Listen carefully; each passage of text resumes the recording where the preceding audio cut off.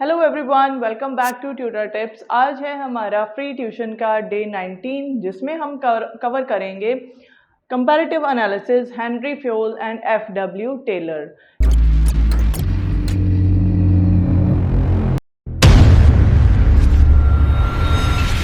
Comparative analysis के साथ साथ हम इम्पॉर्टेंट क्वेश्चंस को भी कवर करेंगे। वीडियो को एंड तक ज़रूर देखना।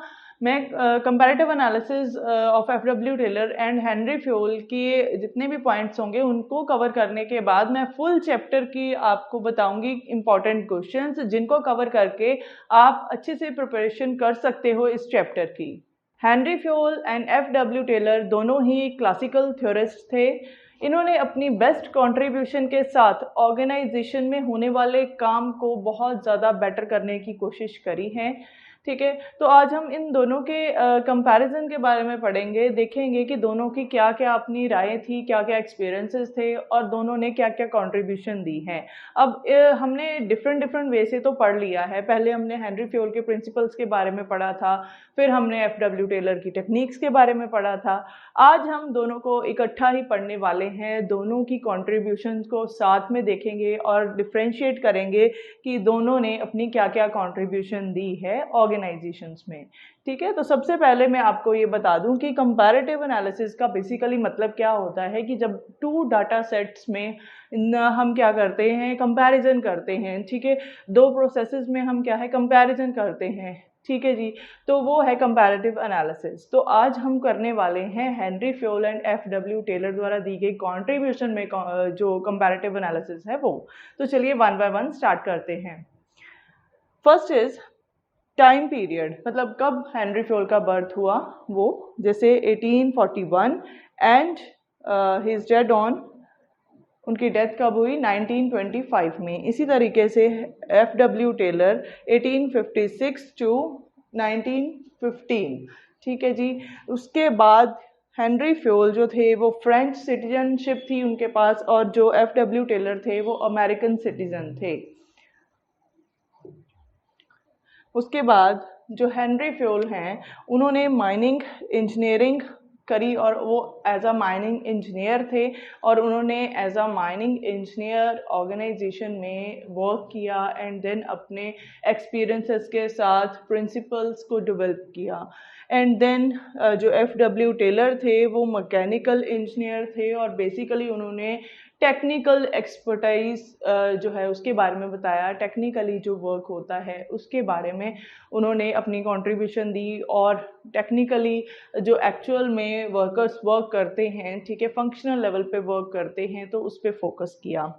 उसके बाद है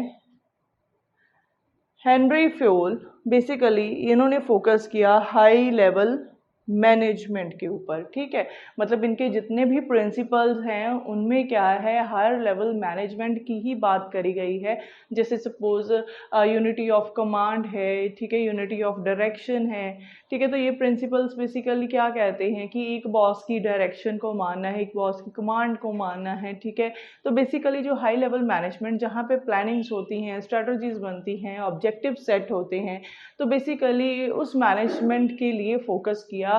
ठीक है, तो उन्होंने क्या है, अपनी जो ऑर्गेनाइजेशन है उसकी बेटरमेंट के लिए मैनेजमेंट में और क्या क्या इम्प्रूवमेंट्स हो सकती हैं उसके ऊपर उन्होंने अपने प्रिंसिपल्स दिए। एंड आगे हैं एफ.डब्ल्यू. टेलर। इन्होंने फोकस किया functional level of organisation, actual में जहाँ पे एक्टिविटीज़ परफॉर्म होती हैं, जहाँ पे एक्चुअल में वर्क होता है बाय द वर्कर्स। ठीक है, तो उन्होंने उसके ऊपर ध्यान दिया सो दैट ऑर्गेनाइजेशन की प्रोडक्टिविटी इंक्रीज हो। And then main objective is to develop universal principles of management. उन्होंने क्या है, उनका मेन जो ऑब्जेक्टिव हेनरी फ्योल का ये था कि जो भी प्रिंसिपल्स उन्होंने डेवलप करे हैं वो यूनिवर्सली एप्लीकेबल हों हर एक ऑर्गेनाइजेशन में। जो उन्होंने 14 प्रिंसिपल्स दिए हैं उनकी यहाँ पे बात हो रही है। उसके बाद है F W. Taylor. F W. Taylor basically इनका मेन ऑब्जेक्टिव था इम्प्रूव करना एफिशिएंसी एंड प्रोडक्टिविटी। इन्होंने अपनी टेक्निक्स के थ्रू ये बताया कि अगर हम अपनी ऑर्गेनाइजेशन में साइंटिफिक मेथड्स का यूज़ करें तो देन क्या होगा, हमारी ऑर्गेनाइजेशन में एफिशिएंसी आएगी एंड प्रोडक्टिविटी इंक्रीज होगी। देन 6th पॉइंट है principles given by Fayol are known as general principles of management. ठीक है, जो प्रिंसिपल्स हेनरी फ्योल ने दिए हैं वो मतलब कौन से प्रिंसिपल्स हैं या उनको किस नाम से जाना जाता है, journal principles of management. And जो एफ.डब्ल्यू. टेलर ने दिए हैं थ्योरीज, ठीक है, उनको साइंटिफिक मैनेजमेंट के नाम से जाना जाता है, जिनमें उन्होंने अपनी टेक्निक्स के बारे में बताया था।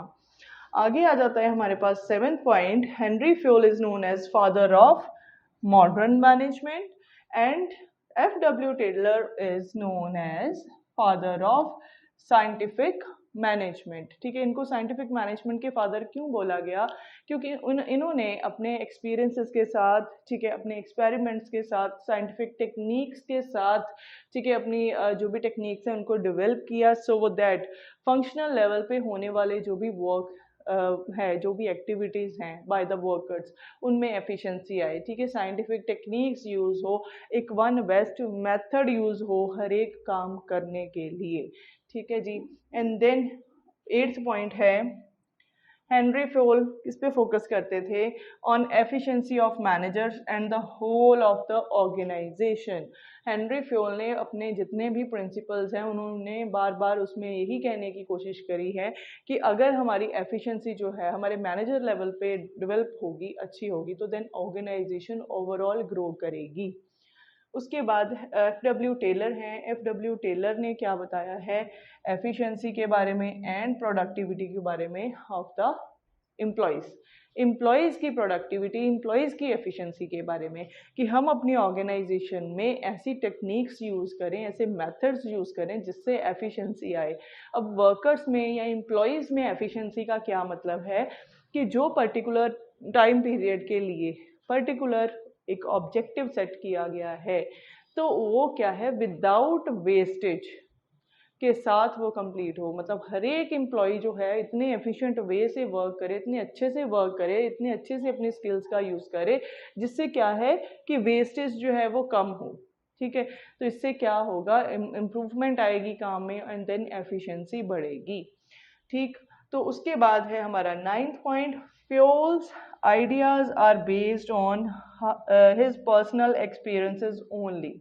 हेनरी फ्योल ने जितने भी प्रिंसिपल्स दिए हैं, जो भी उनकी कंट्रीब्यूशन थी, वो जस्ट ऑन बेस्ड किस पे थी, उनके एक्सपीरियंसेस के ऊपर ही। जो भी उन्होंने अपनी माइनिंग इंडस्ट्री में या माइनिंग कंपनी में जिसमें भी उन्होंने काम किया, उन्होंने काम करते करते जो एक्सपीरियंसेस हासिल किए, उसी के ऊपर बेस्ड उन्होंने प्रिंसिपल्स को डेवलप किया। ठीक है, एंड देन जो टेलर थे उनके आइडियाज़ जो थे वो साइंटिफिक रिसर्च के ऊपर बेस्ड थे, इन्वेस्टिगेशन के ऊपर बेस्ड थे, मेजरमेंट एंड उनके जो एक्सपीरियंसेस थे उनके ऊपर बेस्ड थे, जिसमें उन्होंने क्या है टेक्निकल वर्क को ज़्यादा इम्पोर्टेंस दी है, टेक्निकली काम को करने की ज़्यादा इम्पोर्टेंस दी है, रूल ऑफ थंब की बजाय साइंस को अडॉप्ट करने की बात करी है कि जो भी वर्क करना है with proper set of standard के साथ काम करना है। जैसे ऑर्गेनाइजेशन में क्या है, अगर सेट ऑफ स्टैंडर्ड्स नहीं हैं या हम क्या है कि प्रॉपर सीक्वेंस या सिस्टम में वर्क नहीं करते, तो ऑर्गेनाइजेशन की प्रोडक्टिविटी निकल के नहीं आती।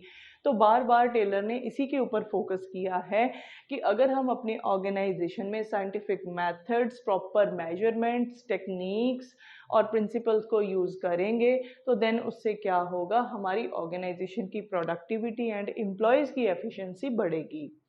उसके बाद है 10th point, Fayol's principles are more flexible with wider scope. Henry Fayol के जो प्रिंसिपल्स थे, तो मतलब जर्नल प्रिंसिपल्स थे, ठीक है, और उनको किसी भी ऑर्गेनाइजेशन के द्वारा, चाहे वो प्रॉफिट ऑर्गेनाइजेशन है, नॉन प्रॉफिट ऑर्गेनाइजेशन है, ठीक है, चाहे बिग ऑर्गेनाइजेशन है या स्मॉल ऑर्गेनाइजेशन है, हर एक जगह पे मतलब जो हेनरी फ्योल के प्रिंसिपल्स थे वो अडॉप्ट किए जा सकते थे और किए जा सकते हैं। एंड देन वो क्या है, फ्लेक्सिबल नेचर के हैं, अकॉर्डिंग टू सिचुएशन, जिस तरीके की सिचुएशन है अकॉर्डिंग टू दैट वो प्रिंसिपल्स जो हैं वो अडॉप्ट किए जा सकते हैं। बट जो टेलर के प्रिंसिपल्स हैं या टेलर्स की जो टेक्निक है वो क्या है, रिजिड नेचर की है। ये यहाँ पे मैंने लिखा है rigid in nature and with narrow scope. ठीक है, क्योंकि इन्होंने फोकस किस पे किया है, just productivity and then employees, और वो भी किसके साथ, प्रॉपर टेक्निक्स के साथ, प्रॉपर साइंटिफिक मेथड्स के साथ। तो जो चीज़ क्या है जिसको हम क्या है चेंज नहीं कर सकते, जिसको अकॉर्डिंग टू सिचुएशन नहीं हम बदल सकते, वो चीज़, ठीक है। तो जो टेक्निक जिस वे से हमने जो पर्टिकुलर वर्क करना है उसी हिसाब से करना है, तभी प्रोडक्टिविटी आएगी। तो बार बार टेलर ने इसी चीज़ के बारे में ही बताया है। तो इसीलिए क्या है कि इसका जो स्कोप है थोड़ा सा नैरो है। एंड देन आगे है 11th point, Fuel has given importance to administrative aspect of the organization। अब एडमिनिस्ट्रेटिव आस्पेक्ट क्या है, टॉप लेवल मैनेजमेंट की यहाँ पे बात करी गई है, या उस मैनेजमेंट लेवल की बात करी गई है जहाँ पे ऑब्जेक्टिव सेट होते हैं, जहाँ पे पॉलिसीज बनती हैं, जहाँ पे एक्चुअल फंक्शन जो परफॉर्म होने हैं उनका एक फ्रेमवर्क बनता है कि किस हिसाब से फंक्शन जो हैं वो परफॉर्म होंगे, कौन उनको परफॉर्म करेगा, ठीक है, कब वो परफॉर्म होंगे और उनका क्या रिजल्ट निकलेगा, इसके बारे में। एंड देन जो FW टेलर हैं उन्होंने इम्पोर्टेंस दी है technical aspect of the organisation.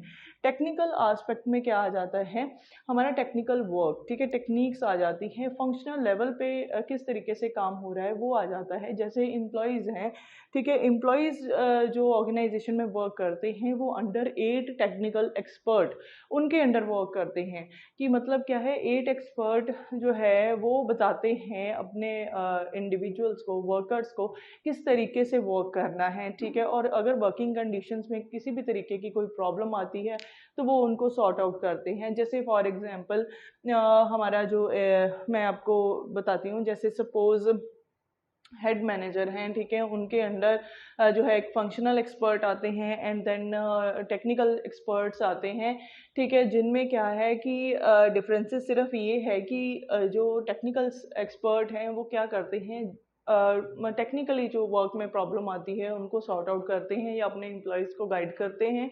And functional में और प्लानिंग एक्सपर्ट्स में क्या आ जाता है कि they are just plan out the things कि किस तरीके से वर्क होगा, अगर ये इन फ्यूचर प्रॉब्लम आएगी तो उसका सोल्यूशन क्या होगा, ऐसे। तो हर एक वर्कर जो है वो उन 8 जो टेक्निकल एक्सपर्ट या फंक्शनल एक्सपर्ट्स हैं, ठीक है, तो उनकी राय के साथ, उनके डिसीजन के साथ, उनकी प्लानिंग के साथ ही चलते हैं। अब शुरू करते हैं इम्पॉर्टेंट क्वेश्चंस जो आपके लिए काफ़ी हेल्पफुल होंगे एग्ज़ाम्स की प्रिपरेशन के लिए भी और अब के लिए भी, कि आप अच्छे से अंडरस्टैंड कर पाओगे कि क्या क्या कंसेप्ट्स, कौन कौन से कंसेप्ट्स हमने कवर करे हैं। तो चलिए शुरू करते हैं one by one. First question is define scientific management.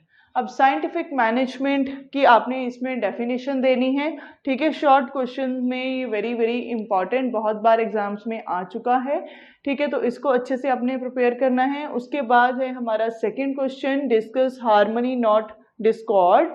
और आपको कैसे एक स्टेटमेंट में भी क्वेश्चन आ सकता है, scientific management advocates harmony and eliminate Discord comment. मतलब साइंटिफिक मेथड्स जो हैं या साइंटिफिक मैनेजमेंट है, इसमें क्या बताया गया है कि हार्मनी को हमने अडॉप्ट करना है और क्या है, कंफ्यूजन्स को, कन्फ्लिक्ट्स को हमने मिटाना है, उनसे दूर रहना है, ठीक है। तो इसके बारे में आपने बताना है, इसमें आपने बेनिफिट्स बताने हैं हार्मनी के। सबसे पहले आपने हार्मनी के बारे में बताना है क्या होता है। तो इसका सीधा सीधा सा मतलब आपने लिखना है, it is related with cooperation and coordination, ठीक है, और टीम वर्क, ठीक है, इसके बारे में बताना है। देन आपने इसका एक छोटा सा जैसे सपोज पैरा में बता देना, ठीक है, डायग्रामेटिकली थोड़ा सा प्रेजेंट कर देना, जैसे मैंने अपनी वीडियो में आपको समझाया था जब हमने ये टेक्निक्स को डिस्कस किया था, ठीक है, मेथड्स को डिस्कस किया था, उसमें मैंने अच्छे से आपको एक्सप्लेन किया था। अगर फिर भी आपको कोई डाउट होगा तो आप मुझे कमेंट सेक्शन में बता सकते हो, ठीक है। तो इस तरीके के क्वेश्चंस भी आपको एग्जाम में आ सकते हैं, जैसे स्टेटमेंट वाले क्वेश्चन होते हैं। तो ये तभी आप अंडरस्टैंड कर पाओगे अगर आपको फुल फ्लेज जितने भी कंसेप्ट्स हमने करे हैं वो अच्छे से आपको आते हैं, अच्छे से आपने उनको लर्न किया है और अंडरस्टैंड किया है। तो ठीक, उसके बाद है क्वेश्चन डिफाइन मेथड स्टडी।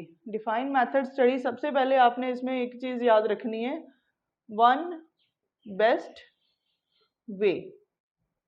ठीक है। तो बार बार FW टेलर ने इसी के ऊपर फोकस किया है, जो उनकी टेक्निक है मेथड स्टडी की, उसमें उन्होंने बताया कि एक ही अच्छा तरीका होना चाहिए काम करने का, एक ही टेक्निक होनी चाहिए, सेट ऑफ स्टैंडर्ड होना चाहिए जो भी हमने पर्टिकुलर वर्क करना है उसको करने का। ठीक है, तो इससे क्या होगा, प्रोडक्टिविटी इंक्रीज होगी। तो इसी से रिलेटेड आपने इसमें लिखना है। उसके बाद है what is mental revolution. Mental revolution में क्या है, चेंज इन एटीट्यूड। ठीक है, इसको अब ध्यान में रखना है। Mental revolution, change in attitude. Mental revolution related with mind. ठीक है, तो क्या है कि आपने क्या है, माइंडसेट चेंज करना है। मतलब हेनरी जो हमारे FW टेलर हैं उन्होंने ये बोला है कि मेंटल रेवोल्यूशन के साथ क्या होगा, मैनेजर्स एंड एम्प्लॉयज जो हैं दोनों के बीच में हार्मनी आएगी, कोऑपरेशन आएगी, पॉजिटिवनेस आएगी दोनों के रिलेशन में, जो ऑर्गेनाइजेशन की बेटरमेंट के लिए ज़रूरी है। ठीक है, तो अगर कन्फ्लिक्ट्स होंगे, ठीक है, अच्छे से कम्युनिकेशन नहीं होगी, कंपैरेटिबिलिटी आएगी दोनों में। अगर सपोज ऐसी सिचुएशंस होंगी ना ऑर्गेनाइजेशन में, from both the side, manager side और एम्प्लॉय साइड, तो देन क्या होगा, ऑर्गेनाइजेशन के जो ऑब्जेक्टिव्स हैं वो टाइमली बेसिस पे अचीव नहीं होंगे, अच्छे से अचीव नहीं होंगे, प्रॉपरली प्रोडक्टिविटी निकल के नहीं आएगी।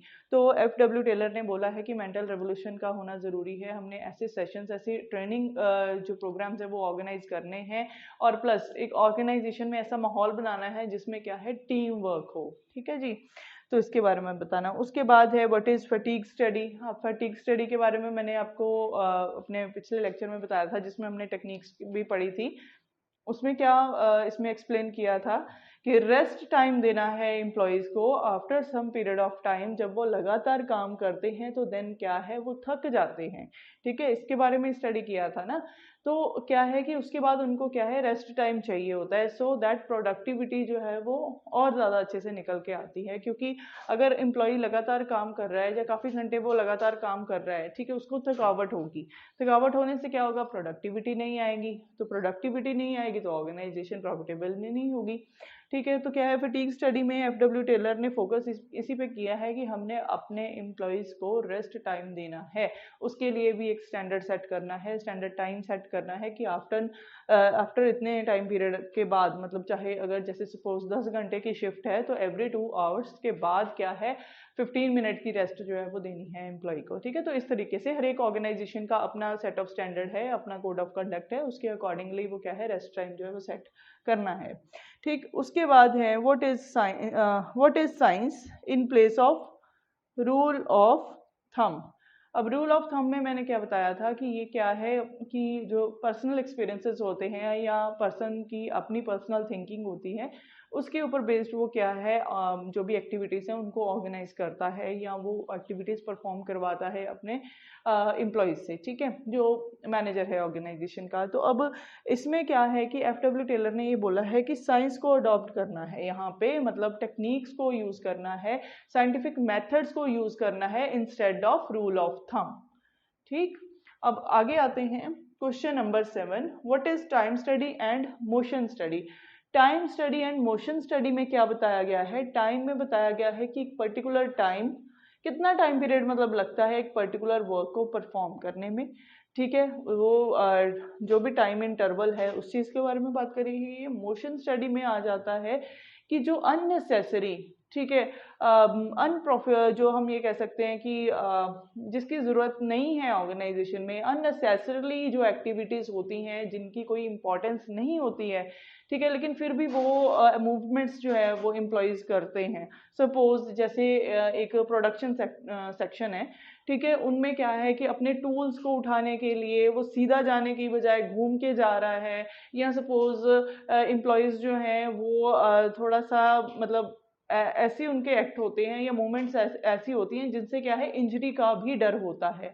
तो मतलब FW टेलर ये कहते हैं कि जो मैनेजर्स हैं या हमारे टेक्निकल एक्सपर्ट्स हैं या हम ये कह सकते हैं एग्जीक्यूशन एक्सपर्ट्स हैं, प्लानिंग ऑफिसर्स हैं, तो उनको उस पर्टिकुलर जो वर्किंग कंडीशन है वो ऐसी जगह, मतलब ऐसी बनानी चाहिए, ऐसी जगह में वो टूल्स, टेक्निक्स, जो भी मशीनरी है प्लेस होनी चाहिए, जिससे क्या है, unnecessary movements by the workers जो है वो एलिमिनेट हो।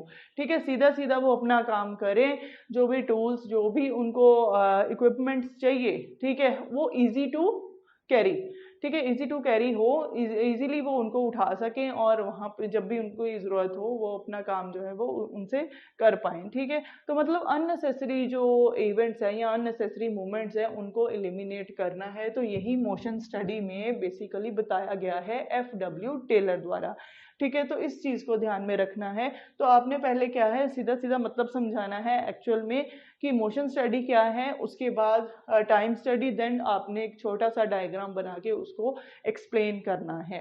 अगर डायग्राम आपको नहीं समझ आ रहा किस तरीके से बनाना है या मतलब कैसे प्रेजेंटेशन करनी है, तो आप मुझे कमेंट सेक्शन में बता सकते हो, मैसेज कर सकते हो, या स्क्रीन पर दिए गए व्हाट्सएप नंबर पर आप मुझे व्हाट्सएप करके भी पूछ सकते हो। मैं आपको इजीली बता दूंगी कि किस तरीके से आपने जो क्वेश्चंस है उनको अटेम्प्ट करना है।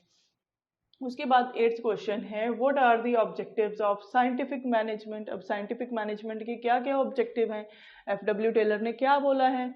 एफडब्ल्यू टेलर यही कहते हैं कि हमने प्रोडक्टिविटी इंक्रीज करनी है, कॉस्ट को रिड्यूस करना है, एफिशिएंसी बढ़ानी है, ठीक है। तो वन बेस्ट मेथड को यूज करना है, साइंटिफिक टेक्निक्स को अडॉप्ट करना है, सो दैट ऑर्गेनाइजेशन प्रॉफिटेबल हो, ऑर्गेनाइजेशन की बेटरमेंट हो। तो यही ऑब्जेक्टिव्स हैं, ठीक है, इनको आपने एक्सप्लेन करना है।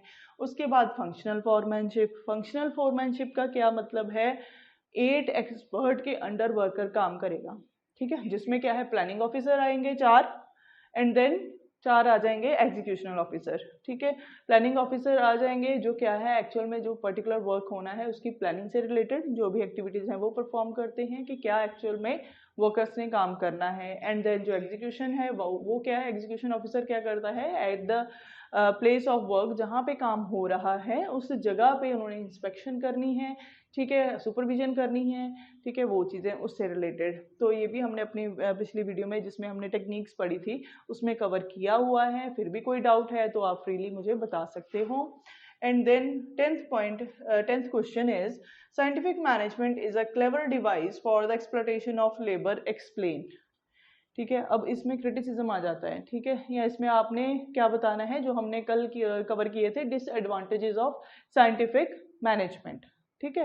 तो जिसमें हमने ये पॉइंट पढ़े थे ना कि सिर्फ प्रोडक्टिविटी से भी कुछ नहीं होता, एम्प्लॉयज़ की जो है अगर हम सिर्फ प्रोडक्टिविटी का ही सोचे तो एम्प्लॉयज़ की फ्रीडम खत्म हो जाती है, वो इनिशिएटिव नहीं ले पाते क्योंकि एक कहते हैं ना कि एक पूरा रोब होता है मैनेजर का भी, हमने ये काम उनसे करवाना है, ठीक है। तो ऑर्गेनाइजेशन की बेटरमेंट के लिए सारे काम होने हैं, तो बेसिकली फोकस एम्प्लॉय के ऊपर किया जाता है कि इस तरीके से इनसे काम करवाएं कि ज़्यादा से ज़्यादा ऑर्गेनाइजेशन प्रॉफिटेबल हो and so many more things, ठीक है। तो उसमें आपने क्या है सिर्फ डिसएडवांटेजेस के बारे में बताना है। एंड देन है question 11, advantages of scientific management. फिर अब दूसरी तरफ हो जाना है, ठीक है। फिर क्या है साइंटिफिक मैनेजमेंट के आपने एडवांटेजेस बता देने हैं क्या क्या है, ठीक है।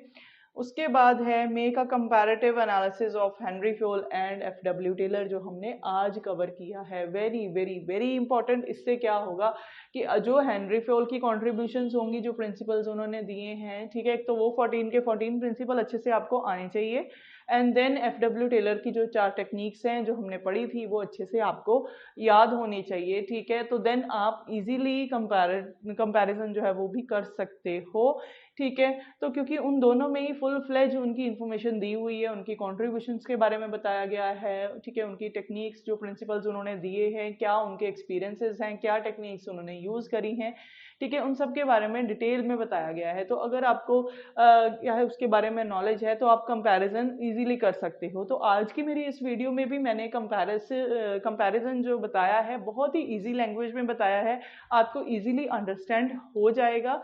तो ये बहुत ही ज़्यादा इंपॉर्टेंट क्वेश्चन है। अगर आप ये 12 क्वेश्चन अच्छे से कंप्लीट कर लेते हो, अच्छे से अंडरस्टैंड कर लेते हो, लर्न कर लेते हो, तो पूरे का पूरा चैप्टर आपका कवर हो जाएगा। सो इसी से ही एंड करते हैं हमारे इस लेक्चर का। Thank you so much. अगर आपको ये वीडियो अच्छी लगी तो प्लीज़ इसे लाइक ज़रूर करना, शेयर करना, चैनल को सब्सक्राइब करना, बेल आइकन को ज़रूर प्रेस करना, सो दैट आने वाली वीडियो की नोटिफिकेशन आप तक पहुँच सके।